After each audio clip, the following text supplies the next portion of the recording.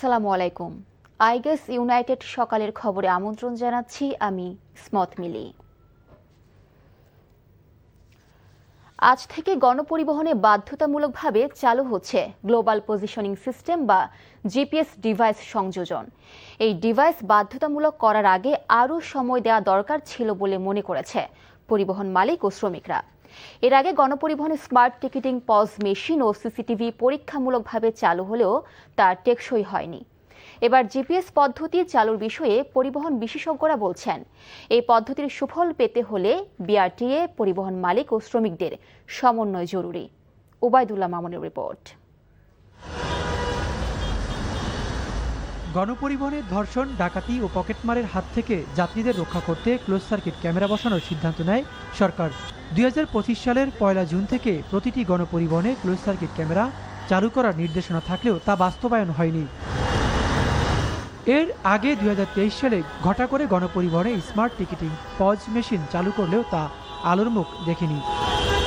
নতুন করে নিরাপদ পরিবহন ব্যবস্থা নিশ্চিত করা ও গণপরিবহনে আধুনিক তথ্য প্রযুক্তির ব্যবহার বাড়াতে 11 জুন একটি প্রজ্ঞাপন জারি করে বাংলাদেশ সড়ক পরিবহন কর্তৃপক্ষ।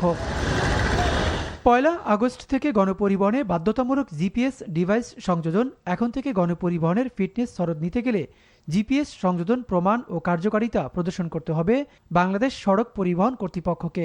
প্রতিটি গণপরিবহনে জিপিএস সংযোজন এবং তা চালু করা বাধ্যতামূলক।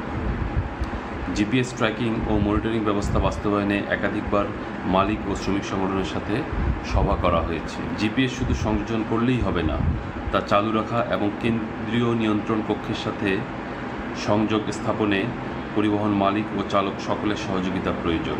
তবে 1 আগস্ট থেকে গণপরিবহনে জিপিএস ডিভাইস সংযোজন বাধ্যতামূলকের বিষয়ে জানেন না বাস চালকরা।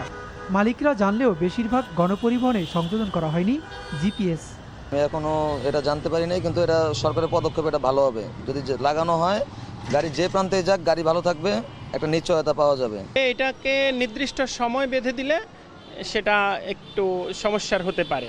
আমাদের এই মালঞ্চ পরিবহনে যতগুলো গাড়ি চলে এর বেশিরভাগ গাড়িতেই জিপিএস নেই। জিপিএস এর ব্যবহার নিয়ে বিআরটিএর সুস্পষ্ট কোনো ব্যাখ্যা নেই মন্তব্য করে পরিবহন বিশেষজ্ঞরা বলছেন, শুধু ডিভাইস সংযোজন করলেই হবে না, দরকার রক্ষণাবেক্ষণ ও পর্যবেক্ষণ।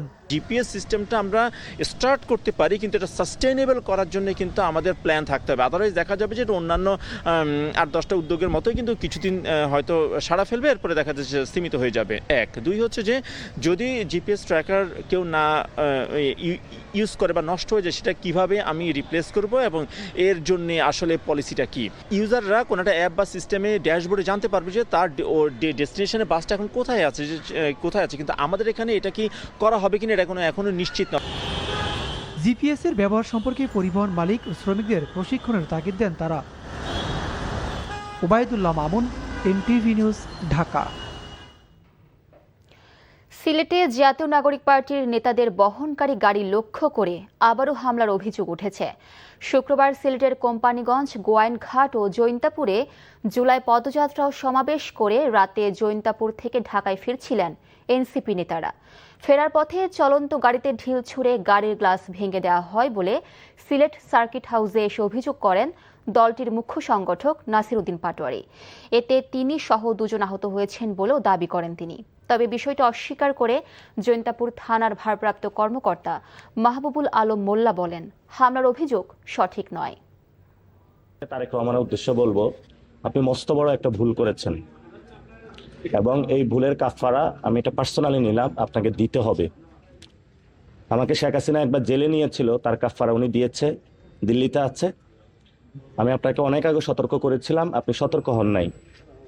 এটা আমি পার্সোনালি নিলাম, আপনি এটার কাফারা দিতে হবে এবং আমাদের জীবন নিরাপদ না যে আপনার শাসন আমলে, এটা আজকে বাস্তবায়ন হলো। রাজপথে দেখা হবে, রাজনৈতিকভাবে ইনশাল্লাহ মোকাবেলা হবে এবং আজকে আপনার ক্ষমতা পতন শুরু ইনশাল্লাহ। ওই ঘটনা সঠিক না ভাই, আমরা ওনাদের সসম্মানে ভর দিয়ে উদ্যান জায়গাটা পৌঁছে দিচ্ছি, আমরা 1 সেকেন্ডের জন্য দেখি না উনি আহত হয়েছে। সাভারের আমিনবাজার সালেহপুর ব্রিজ সংলগ্ন এলাকা থেকে কার্যক্রম নিষিদ্ধ আওয়ামী লীগ ও এর অঙ্গ সংগঠনের 9 নেতাকর্মীকে গ্রেফতার করেছে পুলিশ। এ সময় তাদের কাছ থেকে একটি ডিজিটাল ব্যানার, 5টি মশাল ও 3টি মোটরসাইকেল জব্দ করা হয়।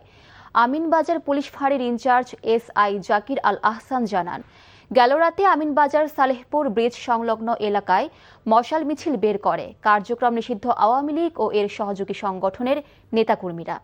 এ সময় পুলিশ কার্যক্রম নিষিদ্ধ দলটির 9 নেতাকর্মীকে আটক করে। তাদের বিরুদ্ধে নাশকতা, বিশৃঙ্খলা সৃষ্টি ও সরকার বিরোধী ষড়যন্ত্রের অভিযোগে সন্ত্রাস বিরোধী আইনে সাভার মডেল থানায় মামলা হয়েছে।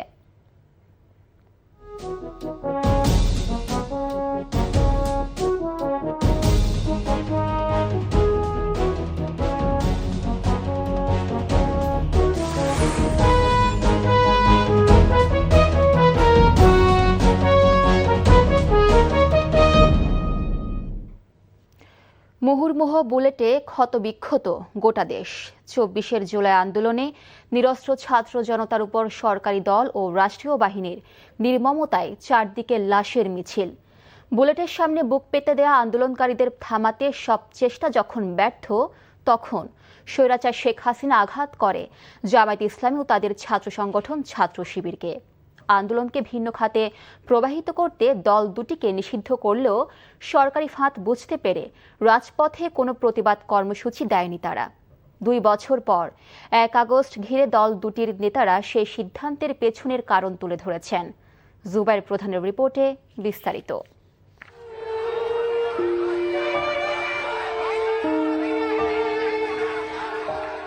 বাতাসে তখন লাশের গন্ধ। এরই মধ্যে শত শত বিপ্লবী প্রাণ হারিয়ে গেছে হাসিনার লেলিয়ে দেয়া বাহিনীর নির্বিচার গুলিতে।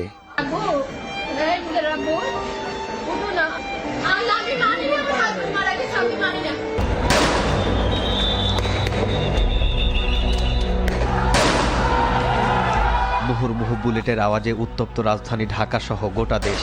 সারা দেশে যখন সংঘাত সহিংসতা বাড়ছিল, যখন ইন্টারনেট বন্ধ, কারফিউ জারি কিংবা সরাসরি গুলির নির্দেশেও ছাত্র জনতাকে থামানো যাচ্ছিল না, তখন আন্দোলন থামাতে স্বৈরাচার হাসিনার নীল নকশার অংশ হিসেবে 1 আগস্ট নিষিদ্ধ করা হয় জামাত এবং তাদের ছাত্র সংগঠন ছাত্র শিবিরকে। কোটা সংস্কার আন্দোলন ঘিরে সহিংসতার অভিযোগে নির্বাহী আদেশে সন্ত্রাস বিরোধী আইনের 2009-এর 18(1) ধারা অনুযায়ী জামাত ইসলামী ও ছাত্র শিবিরকে নিষিদ্ধ করে প্রজ্ঞাপন জারি করেছিল সরকার। ব্যান্ড যেহেতু হয়ে গেছে, আন্ডারগ্রাউন্ডে যেতে পারে, সেইটাকে মোকাবেলা করার মতন প্রস্তুতি আমাদের আছে। নিষেধাজ্ঞার পর জামাত তাৎক্ষণিক কোনো কর্মসূচি বা প্রতিক্রিয়া জানায়নি।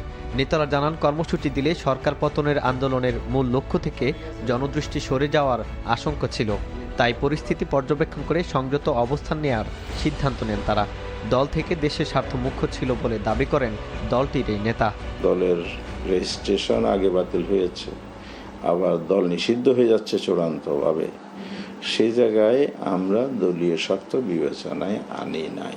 যদি দলীয় স্বার্থ আমরা বিবেচনা আনতাম, তাহলে জাতির বৃহত্তর স্বার্থ যেটা ছিল, এই আন্দোলনের মাধ্যমে একটা কর্তৃত্ববাদের অবসান ঘটবে, জাতি এই অর্জন থেকে কিন্তু বঞ্চিত হয়ে যেত, যেটা আগেও হয়েছে। ছাত্র শিবিরের নেতারাও একই রকম কথা বলছেন। তাদের ভাষ্য, সংগঠনকে নিষিদ্ধ করার সিদ্ধান্তকে কেন্দ্র করে আন্দোলনের চরিত্র বদলে যাওয়ার সুযোগ তৈরি হতে পারত, যা তারা এড়িয়ে যেতে চেয়েছিলেন। বেশ কয়েকদিন ধরে আওয়ামী লীগ ট্রায়াল দিচ্ছিলেন যে নিষিদ্ধ হবে, নিষিদ্ধ করা হবে। সেক্রেটারিয়েট বডি যারা আছে, এদের সাথে আমরা দফায় দফায় বসে আমরা কী ধরনের পলিসি গ্রহণ করব, আমরা ওই পলিসিগুলো আগেই নির্ধারণ করে ফেলছিলাম। ওরা চাচ্ছে আমরা একটা প্রতিক্রিয়া নিয়ে আমরা কোনো ভাঙচুরে যাই, কোনো এমন একটা পর্যায় সৃষ্টি করি যেখানে তারা আন্দোলন পুরোটাকে যেন ম্যাসাকার করে দিতে পারে, বা শিবির বা জামাতের অ্যাক্টিভিটিগুলোকে তারা ফলো করে প্রচার করে আন্দোলনটাকে ধূলিসাৎ করে, এরকম ইন্টেনশন তাদের ছিল। আমরা সাময়িক আমাদের টার্গেট ছিল যে আমাদের নিজের যত ক্ষতি হোক, দলের ক্ষতি হোক, আমরা জুলাই আন্দোলনটাকে সফল করতে চাই, আমরা এই কর্মসূচিতেই থাকবো। 5 আগস্ট শেখ হাসিনা পালিয়ে ভারতে যাওয়ার পর প্রথম সংবাদ সম্মেলনে যেসব রাজনৈতিক দলের নেতাদের সাথে আলোচনার কথা জানান সেনাপ্রধান জেনারেল ওয়াকারুজ্জামান, প্রথমেই তিনি নিষিদ্ধ সংগঠন জামাত আমিরের নাম উচ্চারণ করেন, যা রাজনীতির মাঠে চাঞ্চল্যের সৃষ্টি করে। জামাতের আমির ছিলেন, আমাদের বিএনপির শীর্ষস্থানীয় নেতৃবৃন্দ এখানে ছিলেন। তবে দলটির জুলাই আন্দোলনের সেই সময়কার সিদ্ধান্ত ও কৌশল নিয়ে বিভিন্ন রাজনৈতিক দলের ব্যাখ্যা এখনও আলোচনার বিষয়। জুবাইর প্রধান, NTV নিউজ, ঢাকা। খেলার খবর, ক্রিকেট। অস্ট্রেলিয়ার মাটিতে দীর্ঘ 23 বছর পর টেস্ট সিরিজ খেলতে দেশ ছেড়েছে বাংলাদেশ ক্রিকেট দলের প্রথম বহর। শুক্রবার রাত 11:55 ফ্লাইটে ঢাকা ত্যাগ করেন দলের 17 সদস্য। প্রথম বহরে অস্ট্রেলিয়ার উদ্দেশ্যে রওনা দিয়েছেন টেস্ট অধিনায়ক নাজমুল হোসেন শান্ত, মুমিনুল হক ও মুশফিকুর রহিম সহ ব্যাটিং কোচ মোহাম্মদ আশরাফুল এবং প্রধান coach Phil Simmons. Bowling coach ও সাপোর্ট স্টাফের কয়েকজন সদস্য আছে এই বহরে। বাকি ক্রিকেটার ও কর্মকর্তারা দলের সঙ্গে যোগ দেবেন কাল। ডারউইনে 13 আগস্ট শুরু হবে 2 ম্যাচ সিরিজের প্রথম টেস্ট। এরপর 22 আগস্ট ম্যাকাইয়ে দ্বিতীয় ও শেষ টেস্ট অনুষ্ঠিত হবে। প্রথম টেস্টের আগে অস্ট্রেলিয়ার মাটিতে একটি প্রস্তুতি ম্যাচ খেলবেন শান্তরা।